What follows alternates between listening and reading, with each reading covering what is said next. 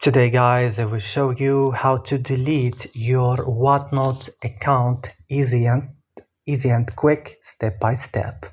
So let's do it. Open whatnot like this, and after opening your whatnot application, click on account here, and right now you should go to preferences and scroll this list down, click on account management, delete your account, click on it, and it will going to take you to your browser of your device. And next you have to complete some easy things like choosing your reason why you want to delete your whatnot, and click permanently delete account, and that's all. I hope this video was helpful.